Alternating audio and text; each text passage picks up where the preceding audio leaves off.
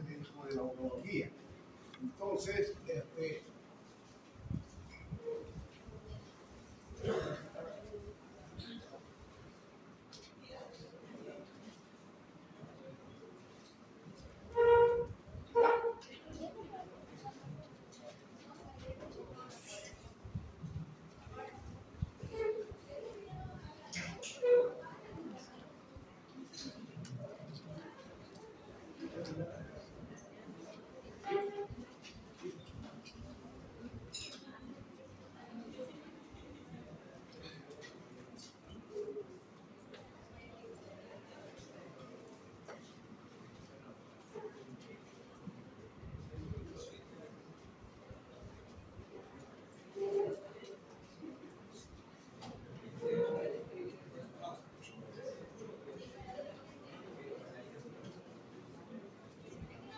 bien, mis queridos jóvenes, comencé. Dentro de la urología, los estudios radiológicos son tan importantes para el diagnóstico y luego para elegir el posterior tratamiento de las patologías urológicas. Ustedes saben que la urología es netamente quirúrgica. Entonces nosotros necesitamos estudios radiológicos que prácticamente nos muestren puntualmente el diagnóstico para luego el saber qué hacer con ese paciente y cómo resolver esta patología quirúrgica. Entonces, desde hace tiempo, antes solo teníamos la placa simple de abdomen y la urografía excretora. Luego, se hicieron los estudios radiológicos más bajos, o sea, vale decir la cistografía, pero faltaba la esencia, faltaba mucho por conocer hasta que se conoció, hasta que vino la famosa tomografía. Bueno, la tomografía nos ayudó de sobremanera para el diagnóstico y los tratamientos quirúrgicos. Y pensábamos nosotros que con la tomografía prácticamente teníamos el cielo comprado, y no era así. Apareció posteriormente la urotomografía. La tomografía es un estudio de cortes sagitales que le cortan a uno como una mortadela, van para abajo y lógicamente nos van mostrando los órganos que nosotros deseamos ver o deseamos examinar. Y la gracia de la tomografía es que todas las imágenes quedan en el tomógrafo. Yo puedo decir si el corte, por decir, sea, digamos, 20 milímetros. Yo puedo decir al radiólogo, ¿sabes? Quiero que me aclares y quiero que me pongas el corte en 5 milímetros. Y él me lo va a hacer porque las imágenes están almacenadas. Hasta que vino la urotomografía, que es un estudio prácticamente más completo que nos ayudó mucho a los cirujanos, a los urólogos. ¿Por qué? Porque ahí, aparte por urotomografía, aparte de la tomografía de los cortes sagitales, tenemos los cortes. Es como que si usted tuviera una ventana, le destapan toda la pared anterior y comienzan a ver los riñones. Y al riñón se lo va cortando de adelante a atrás para que nosotros vayamos viendo y vayamos penetrando dentro del riñón, principalmente para los estudios de los tumores de cáncer de riñón, para ver hasta dónde llega y de qué manera nosotros podemos resolver, principal hoy en día con la cirugía robótica que no existe acá en Bolivia. Luego apareció la resonancia magnética y con la resonancia magnética prácticamente nos facilitó mucho para el diagnóstico y tratamiento de otras patologías, pero el problema de la resonancia magnética es poco, ¿cierto? Pero también la resonancia magnética, les voy a dar un adelantito, es que hoy en día cuando nosotros y cuando ustedes hablemos, mejor dicho, de cáncer de próstata, ahí vamos a ver cómo la conducta ha ido cambiando paulatinamente. Me explico. Si este señor tenía cáncer de próstata, tenía un PSA de 25, de 18, 20, yo le toco y ya sospecho alguna cosa. Tenía 20 es un dato que me induce a pensar que tiene cáncer este señor.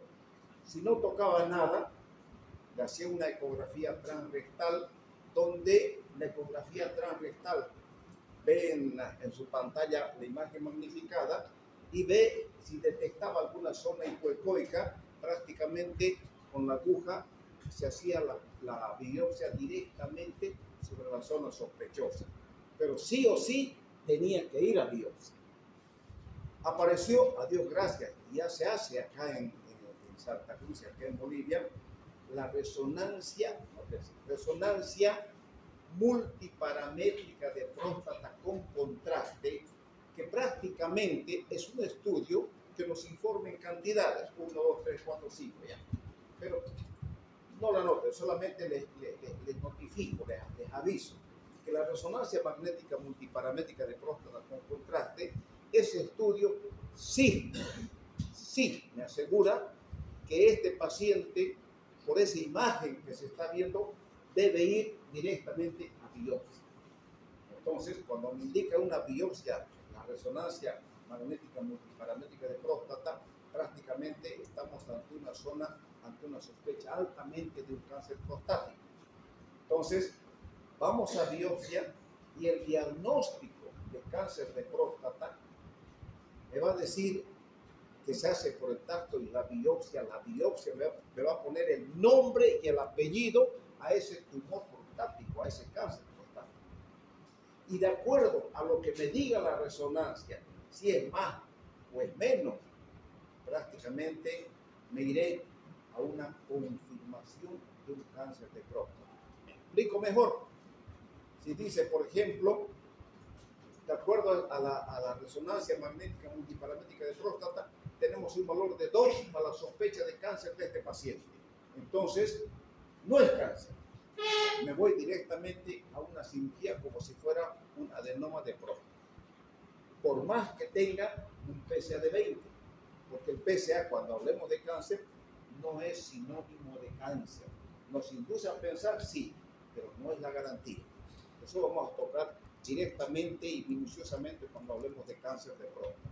Entonces, mis queridos jóvenes, la resonancia magnética multiparamétrica ha hecho maravillas y prácticamente nos facilita y nos muestra el camino que debe seguir nuestro paciente.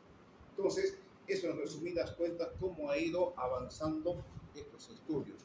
Y también, por supuesto, hasta que aparecieron los estudios con radionúclidos, y la belleza es que un estudio con radionúclidos me muestra la función renal por separado. ¿Qué quiere decir por separado?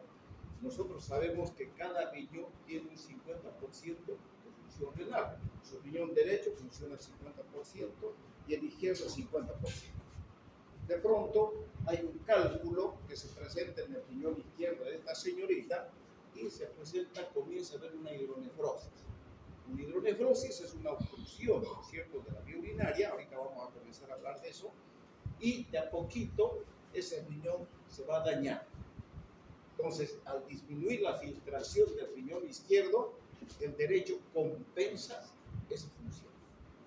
Y de a poquito, este 50% que tenía de función renal el izquierdo baja a un 40%. Y el derecho sube a un 60%, porque ambos tienen que sumar 100%, hasta que el riñón de esta señorita, el izquierdo, se destruye completamente y el derecho prácticamente me da la función renal para ella con una creatinina, urea y la producción de eritropoyetina en valores normales. Entienden cómo va fluctuando, cómo va variando y cómo actúa la destrucción paulatina de cada riñón. Por algo el Diosito Santo nos dio 2 riñones, ¿cierto? Dentro de un momento vamos a volver a repetir esto, pero es como un adelanto. ¿Por qué? Porque este tema es rápido y quise darles un pequeño adelanto relacionado con los estudios que se han hecho. Y este tema es muy corto. Vamos a ver.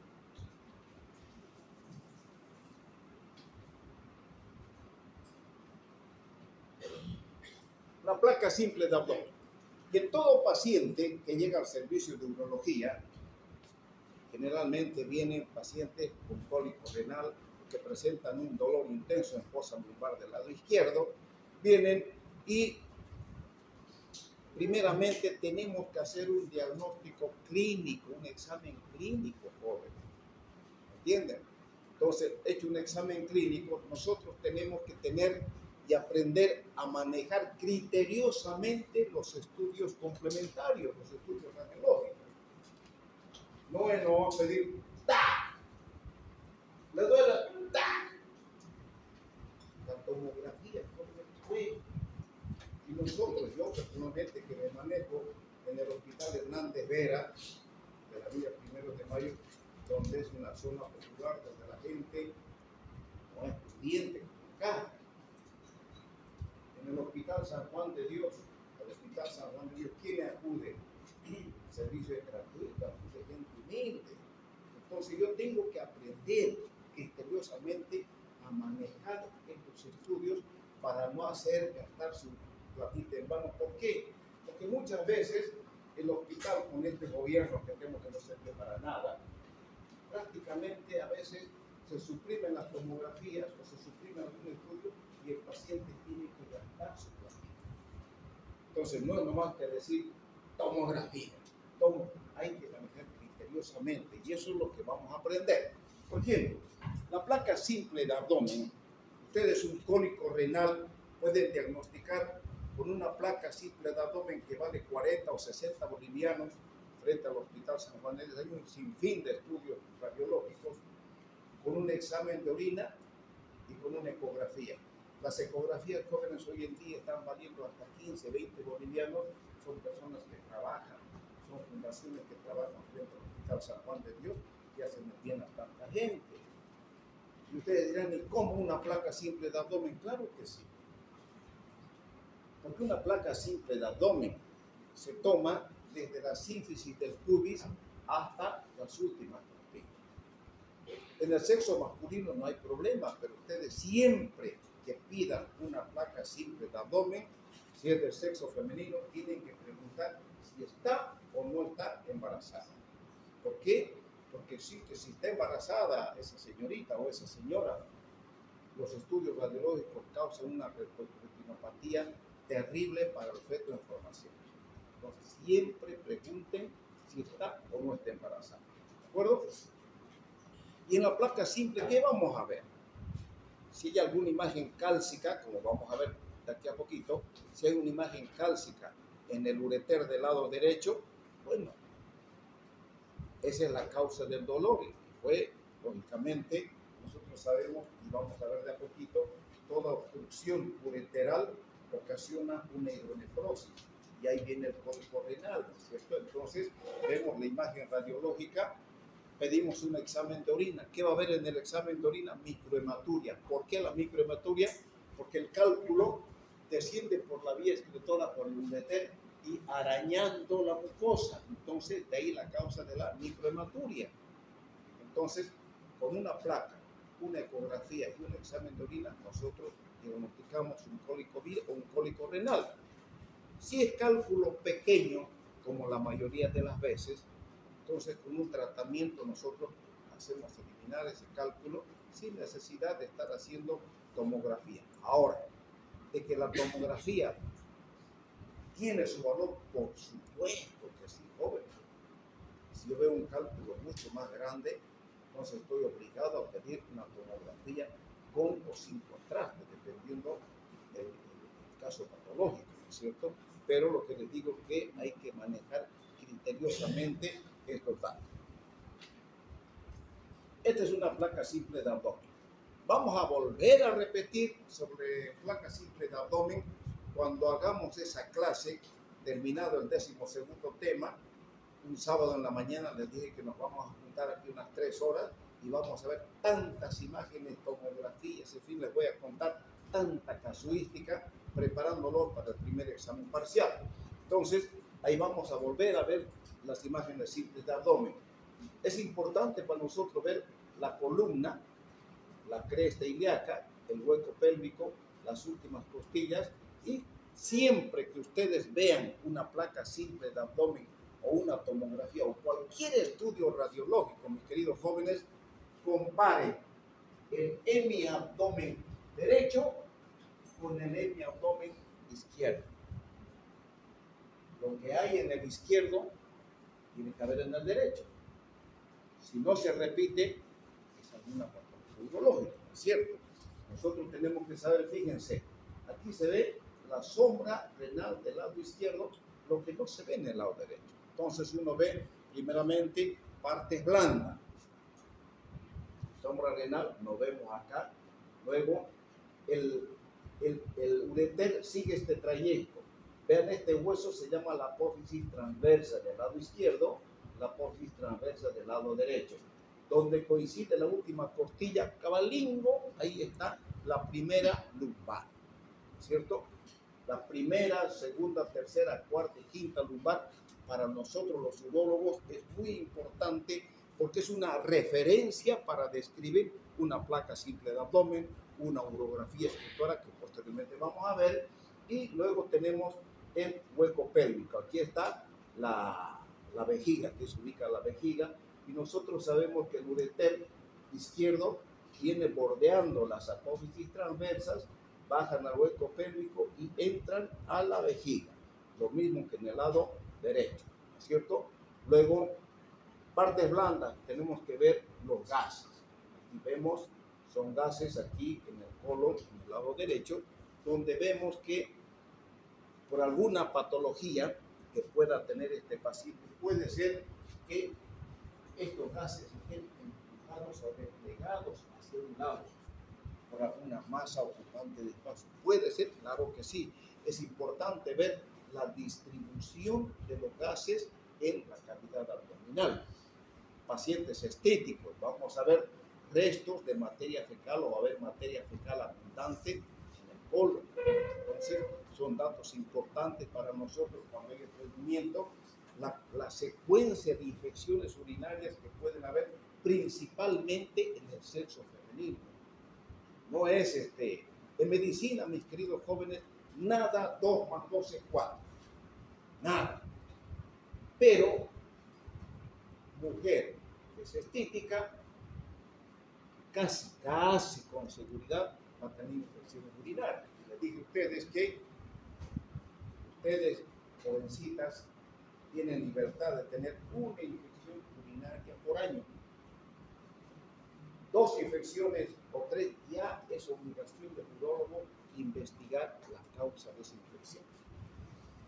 Luego tenemos que ver las partes óseas. Les decía, la columna lumbar, primera, segunda, tercera. Vamos a ver si no hay escoliosis o si hay escoliosis, las crestas ilíacas.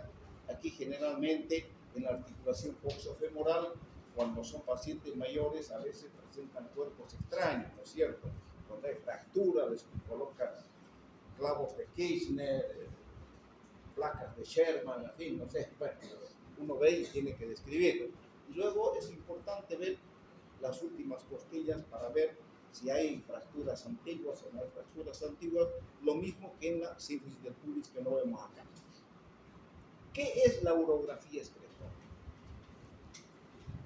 La urografía excretora, jóvenes, es un estudio dinámico. Dinámico quiere decir el movimiento de la vía urinaria. ¿Me explico mejor? Para realizar una urografía excretora se utiliza un medio de contraste, generalmente contraste iodado. Y nosotros sabemos que el contraste iodado es nefrotóxico. Por lo tanto, antes, jóvenes, ustedes antes de pedir una urografía excretora, deben pedir valores laboratoriales de función renal. ¿Cómo está funcionando eso? Un hemograma, una glicemia, urea, creatinina. Ven, con eso es suficiente. Pero ustedes saben también que es muy importante en ciertas situaciones pedir clearance de creatina. ¿Cierto? Clearance de creatina. Bien. Y ustedes dirán, ¿cómo se utiliza este medio de contraste? Sabemos que es nefrotóxico.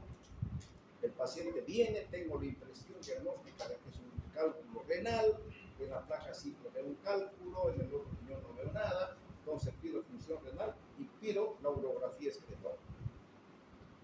Contraindicaciones del medio de contraste. Existe una contraindicación absoluta en la cual no debo utilizar el medio de contraste contraste, que es la alergia al contraste. Luego tenemos contraindicaciones relativas, el embarazo, la insuficiencia renal. Si vemos nosotros que tiene el paciente un aumento de urecreatinina, póngale de 2,5 a 3, el paciente no está en niveles diabéticos, pero esa creatinina ya me está indicando que hay una alteración en la función renal, por lo tanto, yo no puedo introducir en el torrente venoso contraste iodado. ¿Por qué? Porque ahí pues lo voy a alterar, ¿no es cierto? Voy a ocasionar una insuficiencia renal aguda en ese paciente. Luego, dijimos el embarazo. Ya saben que en el embarazo no podemos hacer estudios radiológicos de otro traslado. La obesidad. ¿Por qué la obesidad? Porque se inyecta 1 centímetro cúbico por kilogramo peso. Normalmente ustedes jóvenes pesan unos 70 kilos, ¿cierto? Entonces, con 2 ampollas que vienen de 30 centímetros, son 60 centímetros cúbicos del medio de contraste, se introduce en la vena, suficiente para hacer un buen estudio radiológico. O a veces vienen frascos de 50 centímetros cúbicos de contraste, suficiente en ustedes jóvenes para hacer una urografía esclerótica sin ningún problema. Con esa cantidad se puede, mismo que hombres y en mujeres. Pero chocamos el problema cuando tenemos esos pacientes obesos que pesan unos 200, 180 kilos. Ay, jóvenes, por supuesto que sí. No le voy a meter 180. Lo mato para el gordito, ¿no es cierto? Además, en esos gorditos no se pueden echar en una mesa quirúrgica porque ni siquiera el tomógrafo, peor una urografía esclerótica, va a poder realizar en los pacientes obesos. Por lo tanto, hay que tener mucho cuidado. Luego, en la miastenia gravis, luego en la insuficiencia cardíaca severa, tampoco podemos hacer estos estudios radiológicos. ¿Qué ve? ¿En qué consiste la urografía? Primeramente se pide una placa simple de abdomen, como ya han visto ustedes, luego se inyecta en el torrente venoso el medio de contraste e inmediatamente comienzan a sacarse placas radiológicas, desde la sífilis del pubis hasta las últimas costillas, a los 5, a los 10, a los 15, a los 20, a los 30 minutos, a los 50, a la hora, a las 2 horas, dependiendo cómo va eliminando el medio de contraste. ¿Qué quiere decir eso? Decía yo, esta señorita tiene un cálculo en el ureter izquierdo. Entonces ya está ocasionando un proceso obstructivo. Cuando inyecta el medio de contraste, el riñón derecho en esta señorita rapidingo va a eliminar el medio de contraste, pero no lo voy a ver en el riñón izquierdo porque está obstruido. Ese riñón está sufriendo. Y tengo que esperar a que paulatinamente el riñón se vaya, entre comillas, pintando, dibujando, para ver si tiene o no tiene función renal. Porque muchas veces, y eso se lo voy a demostrar, cuando se inyecta el medio de contraste y está el riñón, pero no muestra el medio de contraste, el riñón no logra eliminar el medio de contraste, tiene un nombre, se llama exclusión renal. Anote, exclusión renal.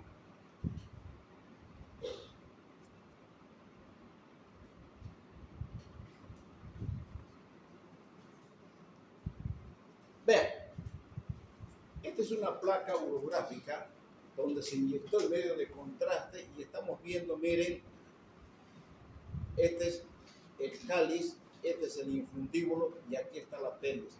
Hay una dilatación pielocalicial de este paciente, aunque el uréter, vean, el uréter se ve en cierta parte, pero no se ve en todo su trayecto. ¿Por qué? Porque, primer dato, no debe verse el uréter en todo su trayecto. ¿Por qué? Porque ustedes saben que la orina, ya hemos dicho, ¿cómo desciende la orina del riñón a la vejiga? Por peristalsis, ¿no es cierto? Entonces, aquí el uréter está cerrado. ¿Por qué? Porque se se contrajo para que la orina avance en su destino hacia la vejiga. Aquí está con contraste, aquí el ureter está abierto. Entonces el ureter hace esto para que la orina vaya avanzando paulatinamente hacia la vejiga. Pero observen ustedes algo raro. Aquí el riñón izquierdo está eliminando el medio de contraste. El lado derecho no hay. Pero existe esto. Fíjense. Existe esa imagen con algo de medio de contraste. Entonces tenemos será una nefrotosis con litiasis. No vemos nosotros medio de contraste. Entonces, como no se ve el medio de contraste, es una exclusión renal derecha por presencia de abundantes cálculos en el riñón derecho. Quiere decir que si no hay parénquima renal, no tiene cómo eliminar el medio de contraste. ¿Por qué? Porque el medio de contraste, hagamos de cuenta, discúlpeme la comparación, es como la cuchuquera, se inyecta el medio de contraste en la vena, cada eritrocito carga en su espalda medio de contraste, se lava en la nefrona, en el parénquima renal, y comienza a excretar el medio de contraste a través del cáliz y fundíbulo pelvis, y se pinta, entre comillas, conjuntamente la orina, y esta es orina con medio de contraste, y prueba clara de que nos muestra la vía excretora. Esa es la función de la urografía excretora. ¿Entienden? Cualquier duda que tengan, cualquier pregunta que quieran hacer, con todo gusto para repetirlo. Bien. ¿Qué es la pielografía ascendente o pielografía descendente? La pielografía ascendente significa, jóvenes, que fíjense esta imagen. Aquí hay un ureter, nunca es así. Este es un catéter que se introdujo en los ureteres. Aquí hay otro catéter que se introdujo en el ureter y se envió por este catéter, se envió medio de contraste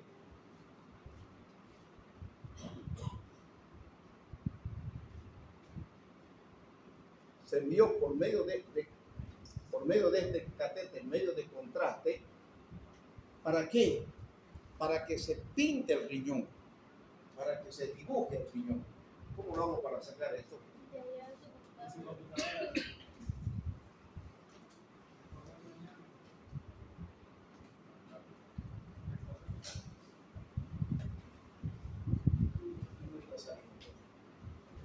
Tiene que dejar de transmitir. Tiene que dejar de compartir.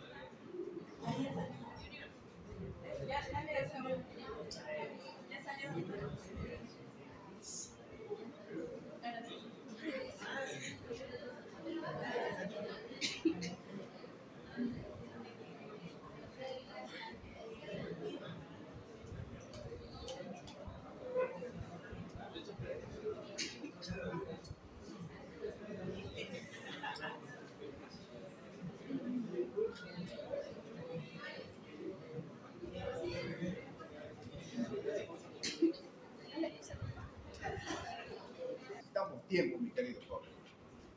La pielografía ascendente, tomen en cuenta la gran diferencia. Ascendente quiere decir que asciende. Entonces yo tengo que introducir a la vejiga el cistoscopio y a través del cistoscopio cateterizo los dos ureteres. Vieron que metí dos catéteres, ¿no es cierto? Vieron esa imagen. Entonces, de abajo hacia arriba, yo introduzco el medio de contraste. Dijimos que toda la vía excretora, desde el cáliz hasta la punta de la oreja, tanto en el hombre como en la mujer, de fibra lisa. Por lo tanto, susceptible de elongación, pero no atraviesa al torrente sanguíneo. Lo que quiere decir que, piensen un poquito, mis queridos amigos, si esta señorita, ese estudio, ¿cuándo se puede hacer? Cuando esta señorita esté con insuficiencia renal. Y ustedes me dirán, pero doctor, si usted acaba de decir que el medio de contraste no se puede utilizar por un estudio radiológico. Noten la diferencia. El medio de contraste que introduzco en el torrente venoso me lleva a una insuficiencia renal. Pero el medio de contraste que introduzco directamente en la vía excretora no pasa absolutamente nada. Así como yo lanzo esto para arriba, va a caer para abajo, ¿no es cierto? Entonces, el contraste entra al riñón y paulatinamente va a ir bajando y se va a eliminar por la vejiga. Entonces, no interesa que el paciente esté con insuficiencia renal. No interesa que el paciente esté con alergia al contraste, no pasa nada. Porque no está entrando al torrente venoso. No va a ir a la nefrona. No va a estar en contacto con los eritrocitos. ¿Se dan cuenta la diferencia, jóvenes? ¿Sí? Ya. Entonces, esa es la pielografía ascendente. Ya, esa es la pielografía ascendente. La pielografía descendente es cuando por algún motivo, supongamos esta señorita, ya, no usted, ella, muchas la estoy enfermando, a ella, tiene una hidronefrosis importante, es monorrena, pero tiene una hidronefrosis importante en el riñón derecho. Como hay hidronefrosis importante, está con una creatinina de 4. Pero yo no sé por qué hay hidronefrosis, porque no puedo hacer medio de contraste, no puedo introducir. ¿Por qué? Porque quiero y no puedo pasar el catéter, no me deja. Pero sí puedo hacer una nefrostomía. El siguiente tema es uropatía obstructiva. Y ahí me van a terminar de entender. Entonces yo funciono el riñón y llego a la pelvis renal. Entonces, automáticamente dejo una nefrostomía, es decir, dejar una sonda en la pelvis renal, automáticamente ese riñón comienza a producir orina que va a salir por la sonda, la urea y la creatinina se van a normalizar. ¿Por qué? Porque el riñón comienza a trabajar, ¿entienden? Y hasta el riñón eliminando el medio de contraste. Pero yo sigo sin saber qué es lo que está pasando aquí abajo. Entonces, puedo a través de esa sonda introducir medio de contraste que va a caer por gravedad. No estoy introduciendo contraste en el torrente sanguíneo. Estoy introduciendo en el riñón para que baje, o sea, descendente. Se dibuja el ureter y me va a mostrar el lugar de la obstrucción, el lugar del stop. ¿Entienden? Entonces, estos estudios de a poco están perdiendo vigencia. ¿Por qué? Porque tenemos la Urotac con y sin contraste, joven, que es prácticamente una maravilla. Pero ustedes tienen que saber lo que es una pielografía ascendente, lo que es una pielografía descendente, lo que es una urografía excretora, cuándo hacer una urografía, cuándo no hacer una urografía, para qué sirve una pielografía ascendente, saber diferenciar que contraste que entra al torrente venoso, sí o sí tienen que pedir pruebas de función renal, joven. ¿Entienden? ¿Quiere que repita? No. Está bien. Ya. ¿Qué es la cistografía?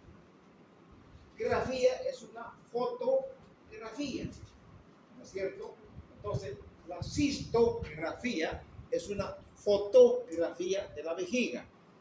¿Y cómo se realiza? Introduzco una sonda en la vejiga del paciente, 1 o 2 ampollas diluido con suero fisiológico e introduzco paulatinamente a la vejiga hasta que el paciente dice: doctor, tengo ganas de orinar. Retiro la sonda y hasta la vejiga distendida, la paciente o el paciente está con ganas de orinar y le digo: bueno, saque una placa. Está con ganas de orinar, pero no está orinando. Saca una placa simple y se saca una placa AP de frente. Ustedes van a ver aquí mi vejiga, pero de frente. Entonces, me toman la placa, ven mi vejiga de frente y a mí me interesa ver la vejiga, pero me está interesando otras cosas. Saber por qué hay reflujo vésico-ureteral, por qué la orina de la vejiga vuelve hacia el riñón. ¿Cuál es el motivo? ¿Qué es lo que está ocurriendo? ¿Por qué esa dilatación de los riñones? Entonces, la cistografía, se toma una placa de frente, el pie derecho coloco detrás de la rodilla y tomo una placa oblicua izquierda. ¿Para qué? Para que en el momento que yo le diga al radiólogo bata, yo le digo orine. El paciente o la paciente orina y al realizar la maniobra de Valsalva, la vejiga se contrae y orina. En ese momento, cuando hay reflujo, la orina de la vejiga va hacia los riñones. ¿Me entiende? Y me va a mostrar qué es lo que está pasando acá con el ureter izquierdo o si hay alguna filtración, una pequeña ruptura de vejiga, la pared posterior del lado izquierdo. Me va a mostrar esa placa oblicua. Pero yo no quiero solamente saber del lado izquierdo, quiero saber del lado derecho. Entonces, doblo mi pie izquierdo y pongo detrás de mi rodilla derecha y ahí me viene una placa oblicua derecha para ver qué es lo que está pasando en la pared posterior lateral derecha de la vejiga.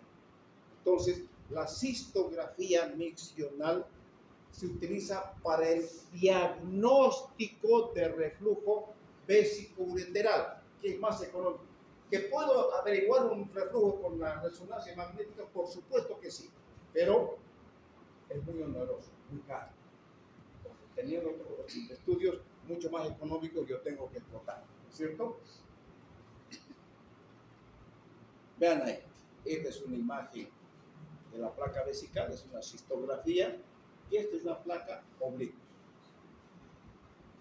Vamos a ver, jóvenes, mejores imágenes cuando llegue ese día, ese sábado en la mañana, que nos juntemos unas 3 a 4 horas acá.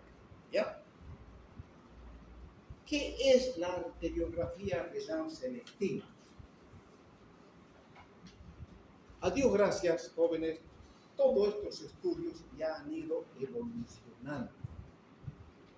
Hace muchos años, cuando yo era más joven, les dije que yo pertenecí aquí a un equipo de trasplante renal. Hicimos trasplante renal durante 10 años y 8 meses. Entonces me lo conozco aquí, todo lo que pasa con el trasplante. Desde el punto de vista urológico, no soy nefrólogo, urológico. Entonces, jóvenes, nosotros teníamos que buscar un radiólogo intervencionista para que nos funcione la arteria ilíaca y de ahí introduzca un catéter y cuando llega a la aorta, tenemos ilíaca, las dos ilíacas, ¿cierto? Llega a la aorta y ahí introduce medio de contraste a la aorta, se llama aortograma. Luego se sigue introduciendo el catéter y se introduce a la arteria renal derecha. Al introducir el catéter a la arteria renal derecha, mandaba otro medio de contraste para que muestre cómo es la distribución de las arterias dentro del riñón derecho. Eso se llama arteriografía renal selectiva. Sacaba del riñón derecho, sacaba el catéter, se introducía en la arteria renal izquierda, otra vez mandaba medio de contraste y nos mostraba cómo era la distribución arterial en el riñón izquierdo, o sea, arteriografía renal selectiva del lado izquierdo. Se hacía ese estudio, ¿por qué? Porque nosotros, como urólogos más el cirujano vascular, teníamos que analizar minuciosamente, primero, ¿cuál es el mejor riñón para que quede con el paciente? ¿Cuál es el otro riñón medio que funciona muy bien para que nosotros lo saquemos y hagamos el trasplante renal? Gracias hoy día, gracias jóvenes a la urotomografía, tenemos una fase arterial. Si nosotros van a ver si lo voy a mostrar ese tipo de estudio, tenemos una fase urológica donde se muestra prácticamente la vía excretora del riñón. Pero si espero un poquito más, puedo pedirle, quiero que me muestres en una placa la fase arterial. Entonces me va a mostrar todo el sistema arterial del riñón. ¿Por qué? Porque ya se introdujo en el torrente venoso el medio de contraste. Y este estudio, esta urotomografía, me va a mostrar absolutamente todo lo que yo quiero saber, ya sin necesidad de estar introduciendo por funcionando arteria. Se dan cuenta de la maravilla, de las cosas que están ocurriendo en medicina, ¿no es cierto? Ahora, alguna vez se funciona cuando se quiere hacer algún otro tipo de estudio especial. Pero para ustedes con esto, suficiente. Fíjense, ahí está la arteria renal selectiva. Ya veremos cuando veamos trasplantes renales qué pasa con las arterias dobles, qué pasa con las arterias. En fin, será charla de otra clase. Tomografía computerizada, ultrasonido y resonancia magnética. Fíjense, les decía, fíjense, esta es una imagen tomográfica. Tenemos ahí un tumor de riñón. Y hoy día mismo les voy a mandar, mediante mis dos contactos que tengo acá, les voy a mandar un riñón que mañana voy a operar en la clínica Ubarí de un cáncer renal. Una persona que está con un problema y necesitamos operar sí o sí. Entonces yo a las 11:30 tengo que ir y operar esto. Hoy día se los voy a mandar la imagen radiológica para que ustedes vean la imagen tumoral del lado derecho. Y si puedo, mañana saco una fotografía para después, cuando llegue otro día, les muestro la imagen del tumor. ¿Entienden? Fíjense, esta es una tomografía. Les dije, cuando vean una imagen tomográfica, comparen, mis queridos jóvenes, el hemiabdomen derecho con el hemiabdomen izquierdo y van a encontrar las diferencias notables que pueda haber. Fíjense, este riñón y este es el riñón normal. ¿Qué es lo que nos interesa al urólogo? Aquí están lógicamente los intestinos, va a aparecer el hígado, yo también tengo sed, pero deja de tomar agua. ¿De acuerdo? Ya. Entonces, y aquí fíjense, mis queridos jóvenes, esta es una imagen ecográfica. O sea, la ecografía, que hoy en día es tan, pero tan barato. La ecografía nos muestra el tamaño del riñón, nos muestra un quiste de riñón, nos muestra un cálculo renal, nos muestra un cáncer renal, un tumor renal, nos muestra una hidronefrosis en el riñón, nos muestra absolutamente todo. Una ecografista muy hábil prácticamente nos da un detalle minucioso de lo que pasa con un riñón. Pero, si yo quiero hacer una intervención quirúrgica, por supuesto que no me voy a basar solamente en una ecografía. Sí o sí tengo que pedir un estudio tomográfico. ¿Por qué? Porque ese familiar, porque ese paciente tiene familiares y uno tiene que explicar minuciosamente a la familia lo que vamos a hacer con el paciente. ¿Entienden? Con la ecografía nos sirve de mucho, por supuesto que sí. Ahí está, este es el parénquima renal y esta es la vía excretora. La diferencia, tomografía y ecografía. La resonancia magnética ha sido aplicada en la endocrinología del riñón, retroperitoneo, vejiga, en fin. ¿Para qué? Para ver estudios de reflujo vesicular nos permite ver. Anomalías congénitas nos permite ver, pero también van a ver que una buena urografía nos muestra anomalías congénitas, como ya vamos a ver. La resonancia magnética nos sirve de mucho, pero el problema es el económico. Es muy caro en comparación con una urografía excretora, por decir. Es muy caro en comparación con una tomografía. Imagínense, cuando yo llegué aquí a Santa Cruz, había un solo tomógrafo. Un solo tomógrafo que tenía la clínica Niño Jesús 1. Era prohibitivo, porque era muy caro. Pero ahora han visto ustedes en la Villa 1 de Mayo del hospital, tenemos como en el San Juan de Dios prácticamente todos los hospitales ya tienen tomógrafo, ¿cierto? Entonces facilita y de a poco se van abaratando los costos de estos aparatos que antes eran prohibitivos. Y si les cuento un poquito más, cuando yo estudiaba, estaba con ustedes, me casé, la embaracé a mi mujer y el ecógrafo era como esta mesa, luego asume un ecógrafo. Y todos nosotros, con la novedad de conocer un ecógrafo, fuimos a conocer el ecógrafo y decían, con esto vemos nosotros al feto, vemos el embarazo y la propaganda en Sucre de que había llegado un ecógrafo. Y con eso podemos determinar el sexo. ¿Cómo van a saber el sexo? Éramos estudiantes.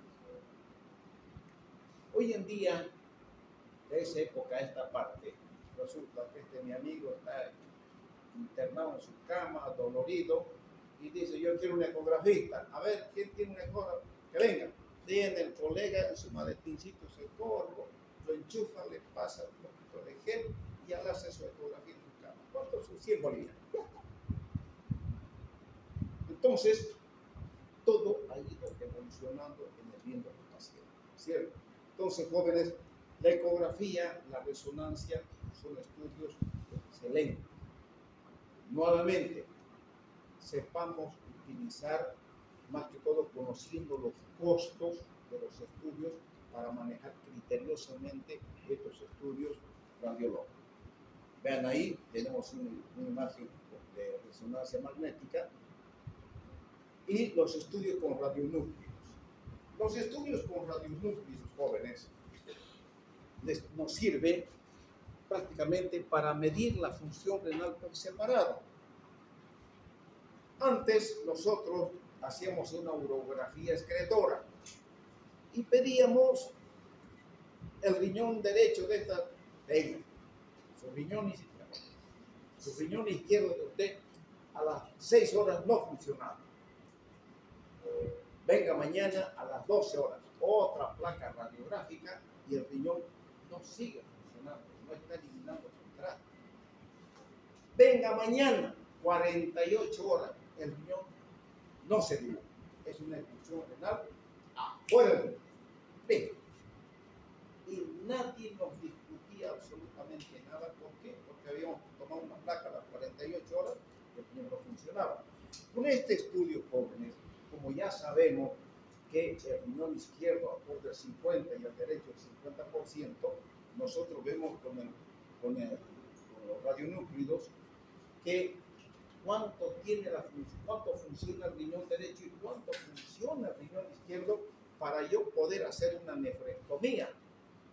Si tiene 10% afuera ese riñón, jóvenes, no hay ningún problema. ¿Y por qué nos cuidamos tanto las espaldas? Porque hoy en día sacar un riñón es problema. Porque cuando uno saca un riñón, el día que ocurre el problema no aparece nada. Pero usted saca un riñón, mañana aparece con las disculpas de las damas. las mujeres son las que más dejan. Doctor, yo quiero saber, ¿por qué le sacó el riñón? Por este problema, señorita. ¿Y dónde está el riñón? ¿No será que lo están vendiendo el riñón? ¿O queremos verlo el riñón? Y están ahí. Entonces, tienen el derecho de saber, por supuesto que sí. Entonces, con este estudio, que tiene un costo, claro que tiene un costo. Entonces, se pide estudios por radionúclidos para ver la función renal por separado. Doctor, no tengo plata. Muy bien, se hace constar en la historia clínica, no cuenta con dinero para realizar tal estudio. Cuando vienen los reclamones, ¿por qué no apareció usted cuando pedimos el estudio? Tuvimos que sacar el riñón. Pero es verdad, no se puede sacar alegremente un riñón mientras no se demuestre con este tipo de estudios que realmente el riñón no funciona. Hay que tener mucho cuidado. ¿Por qué? Porque los abogados están esperando que nosotros cometamos errores jóvenes para brincarnos, y como los médicos somos burros para defender y nos asustamos cuando estamos abogados al frente, entonces ellos aprovechan. Por eso hay que hacer todo lo que está reglamentado para evitarnos problemas. Se pide este estudio, se llama radiorenograma, que nos mide la función renal por separado para tomar una conducta clínica. Y luego las biopsias. ¿Cuándo tomar una biopsia de riñón? Generalmente la biopsia, cuando hablemos de cáncer renal, yo les voy a decir, no se hace biopsia en cáncer renal. Pero vamos a ver al hablar de las conductas qué es lo que está ocurriendo. Y ahí van a ver las contradicciones que van ocurriendo. Pero es el tema de cáncer renal, ¿no? Entonces, en las biopsias, generalmente el nefrólogo es más aguerrido que el urólogo. Funciona el riñón, mete la aguja y saca su pedazo de parénquima renal. Sin miedo. En cambio, los urólogos somos más cautos. Yo prefiero abrir una ventanita aquí en la fosa lumbar, veo al riñón, con un bisturí saco una cuña y doy un punto en X para prohibir el sangrado y me aseguro que no voy a tener problema. Entonces, las biopsias renales se hacen para el diagnóstico de lo que ocurre en el parénquima renal. Finalmente, eso está en manos de los nefrólogos y también, por supuesto, que del urólogo, dependiendo de qué patología se trata. Fíjense, ahí está haciendo la anestesia a nivel de la piel para luego hacer la función del parénquima renal. Bien, joven, con eso terminamos este tema. Espérense un ratito, no se me disparen. Tenemos que hablar del tema número 4 que se llama uropatía obstructiva. Vamos a dar unos pequeños tópicos nada más.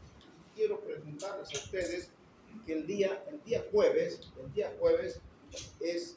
se cierra la campaña del doctor Reinerio Vargas. Como yo estoy en esa línea, tengo que ir al cierre de campaña. Por lo tanto, no puedo pasar clase el día jueves. Les pregunto, no podemos perder una sola clase, mis queridos amigos.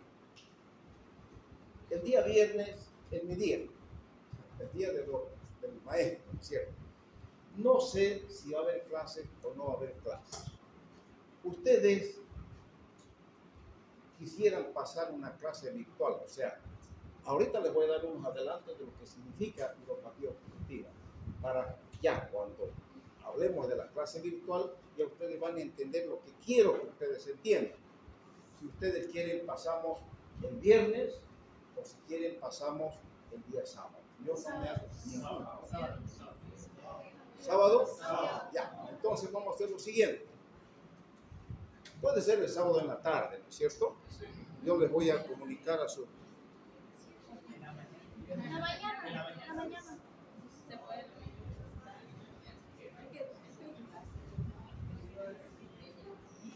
Ya, el que sabe, eso me dijeron. El día sábado puede que alguien tenga clases por la mañana. Entonces, yo no quiero perjudicarle, no quiero que reclame. Entonces, el sábado en la tarde, todo el mundo va a estar libre como yo también. Yo no me hago ningún problema, jóvenes, pero yo no quiero perder la clase. Entonces, yo les cito para el día sábado en la tarde, 1 hora, y les digo a sus compañeros la clase virtual y les mando de noche. ¿De acuerdo? Ya. Jóvenes.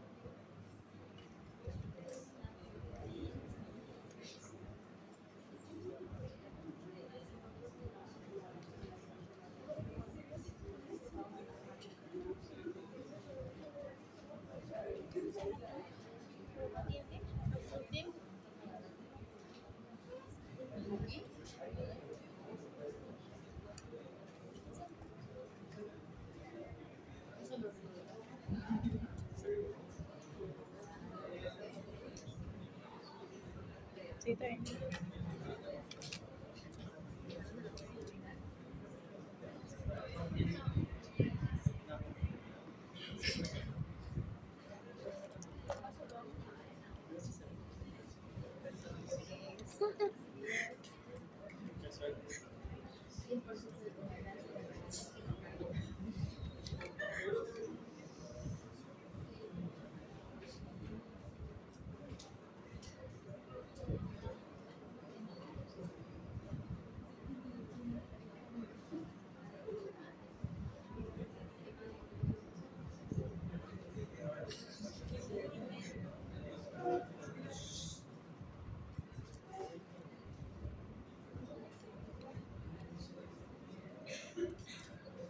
Bien. ¿Será que pueden encenderme la luz? Ok, joven, por favor, enciéndame la luz. Ya. Este tema, jóvenes, el que no entienda algo, me hace repetir. Me interesa que este tema lo entiendan. Comprendan mejor, entiendan. ¿De acuerdo? Vamos a ir paso por paso viendo los conceptos que van apareciendo a medida que vamos avanzando en este tema. Fíjense, aquí tenemos nuestros 2 riñones, así están de ustedes.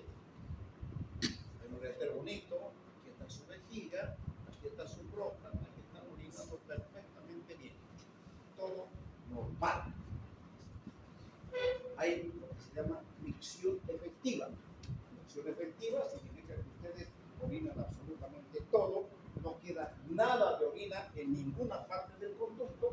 Por lo tanto, si no queda orina en el conducto, no hay infección urinaria, no hay orina que se detenga, que baje el soluto, que aparezca, no hacer nada.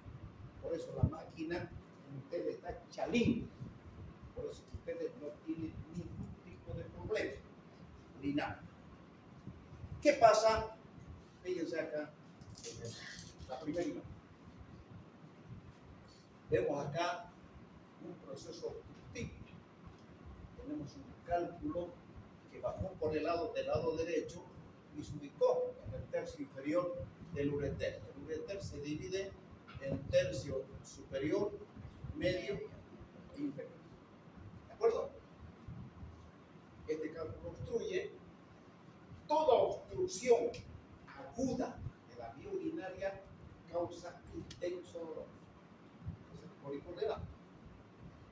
qué? Porque esta orina que está detenida, esta orina que baja normalmente a la vejiga, se obstruye y la orina se detiene.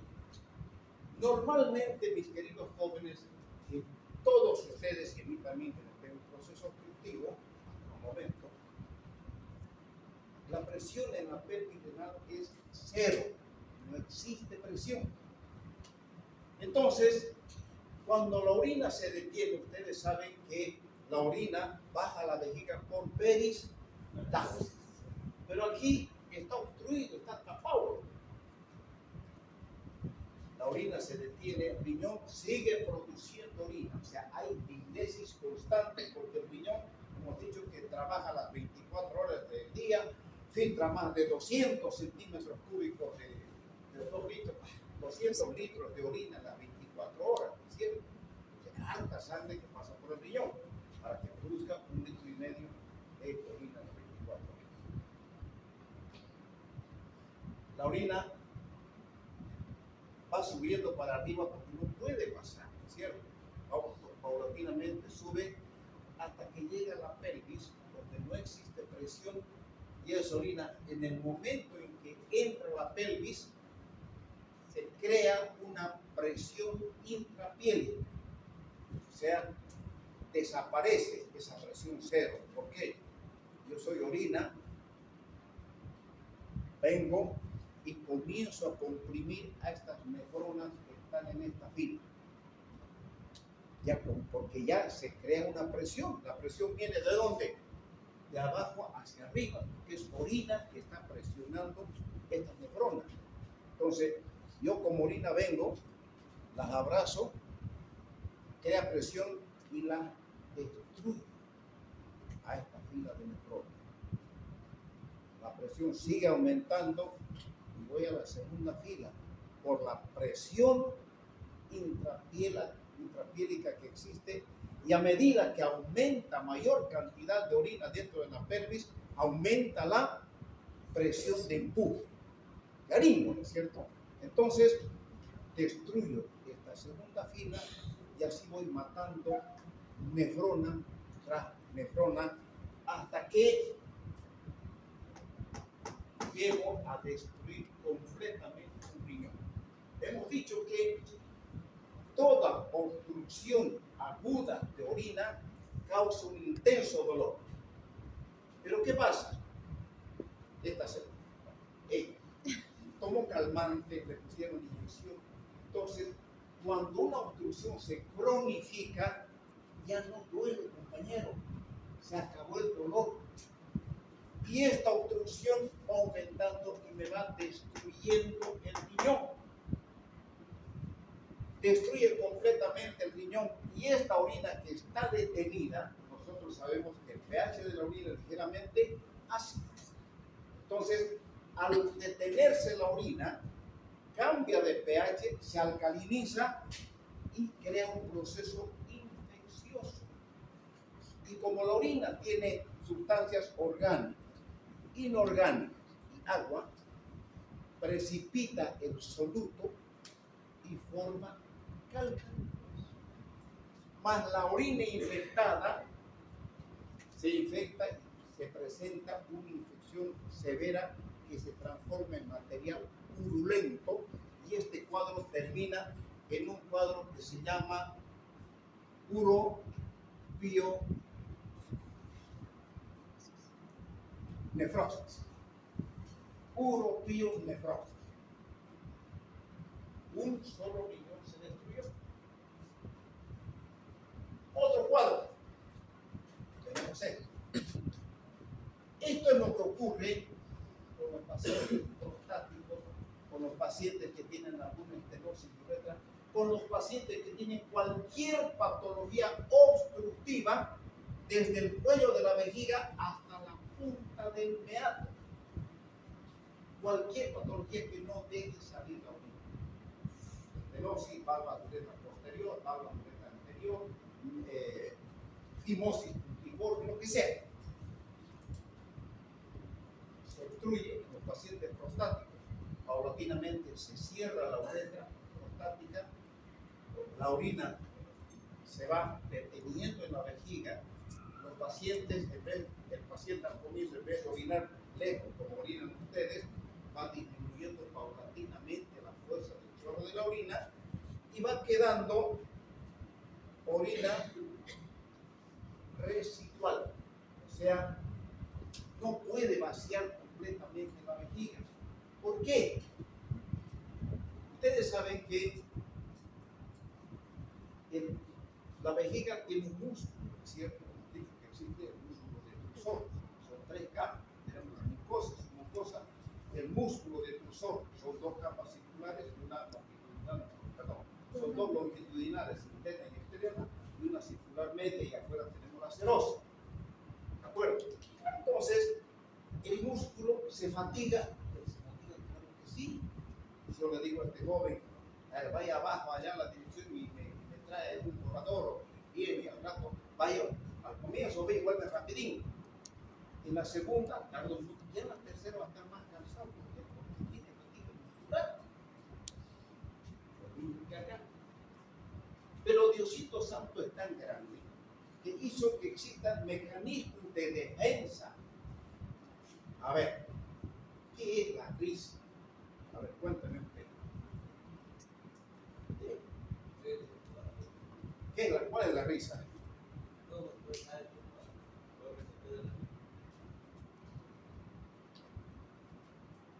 Ya les dije, si quieren reír, váyanse afuera. O a ver, yo les digo, Diosito Santo, para atraer un poquito su atención, que ustedes captan su atención y que no perdamos el hilo de lo que estamos hablando. Y usted se ríe. Y si se ríe, quiere decir que, pero que nadie se ríe. Dijimos que nos tenemos que respetar. ¿Sí o no? Váyase. Váyase. Abandone la clase, por favor. Es que esto tiene que cambiar cosas. No podemos nosotros venir con la risa y chacota. Aquí no tiene que haber chacota. Así como yo les respeto, respetemos. Yo les prometí hacer que la urología les guste. Si a ustedes les gusta, gané. Yo gané. La próxima clase vuelvo a joven. No es definitivo. ¿Ya? Bien. Entonces, jóvenes, ¿qué tal? Ya me desconectaron. Ya. Entonces, el detrusor también se fatiga. Pero les decía, como Diosito Santo es grande, existen mecanismos de defensa de nuestro organismo. Miren, la orina aquí se va deteniendo paulatinamente. Y el músculo detrusor se va engrosando, se hizo grueso este detrusor. ¿Para qué? Para tener mayor fuerza de contracción y aumentar la presión intravesical para vencer esta resistencia. Se contrae el detrusor, vence. Pero de a poco este detrusor se va fatigando. Y la obstrucción, a medida que los viejos aumentamos de edad, se va cerrando. Más y más. Entonces, ¿cuáles son los mecanismos de compensación? Las estrías. Estrías quiere decir que ciertas fibras musculares dentro de la vejiga se van engrosando como unas sogas que van de acá para allá para que haya mayor fuerza de contracción. Pero también eso no llega a ser suficiente. Y piensen, no es lo mismo que esta señorita apriete mi mano a que este señor apriete mi mano. La musculatura de este señor es mayor que esta señorita, ¿no es cierto? Entonces, el poder de contracción de apretar mi mano va a ser más en este señor que en esta señorita, por supuesto. Entonces, al engrosarse el detrusor, aumenta la presión intravesical y se crea una fuerza de la orina que va en todo sentido. ¿Por qué? Porque aquí se está obstruyendo más. Se crean las estrías y luego se crean las celdas. Las celdas, jóvenes, significa que tenemos la mucosa y la submucosa, ¿no es cierto? Entonces, la orina, el músculo defusor es un entramado, es un tejido de fibras musculares. Por lo tanto, no es que puede ser completamente cerrado. Entonces, la orina presiona entre la fibra muscular y la mucosa va penetrando entre las fibras musculares, llega hasta la pared y esto se llama celda. Esto se llama estría. Y cuando esta mucosa sale fuera de la pared de la vejiga, porque es de más la presión, aumentó mucho la presión intravesical, sale por fuera de la pared, se convierte en lo que se llama divertículo. Y el divertículo no es más que mucosa, submucosa y serosa, mis queridos jóvenes.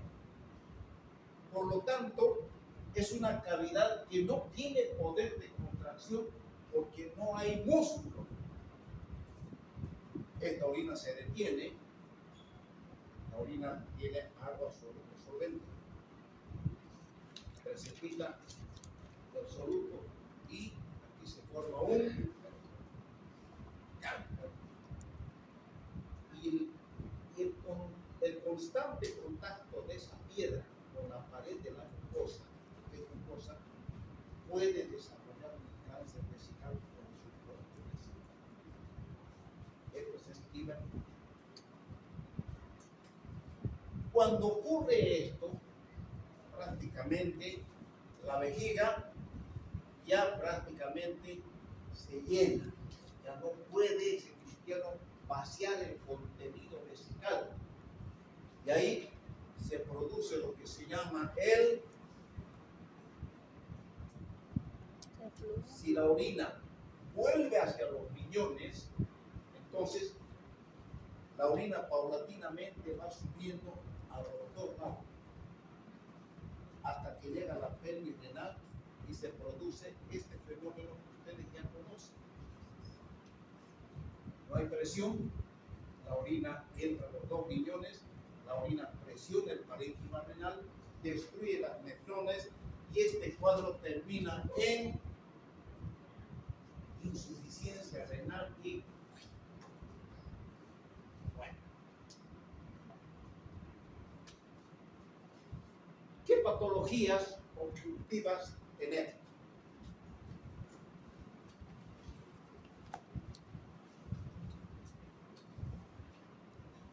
Esta es una estenosis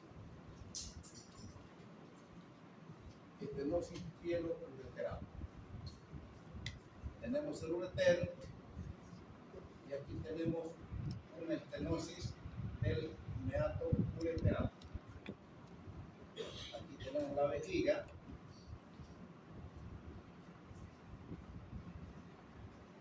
Aquí está la uretra. Estos son los flaps mucosos que se cruzan y estos se llaman valvas de uretra posterior. Puede haber una estenosis congénita de uretra,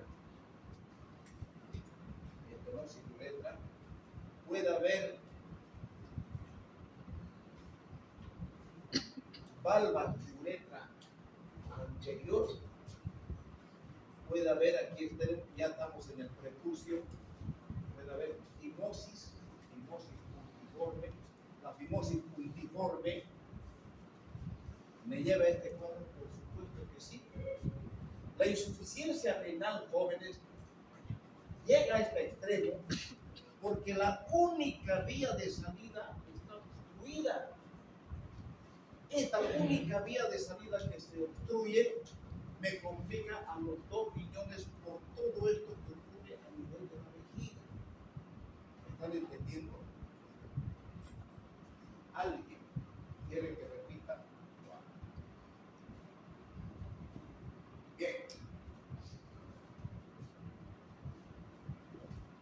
el día sábado vamos a continuar este tema. Espera un momentito, por favor. Les decía, jóvenes, ya ahora vamos a hablar de otro tema. ¿Lo pauso? Yo no quería irme, jóvenes. Yo sé que estamos en una campaña, ¿cierto? Hay una campaña política. No soy masista, por si acaso, pero estoy con la intención de llegar a la dirección de carrera. Ustedes lo saben. Es más, llegó el momento en que yo, apóyenme,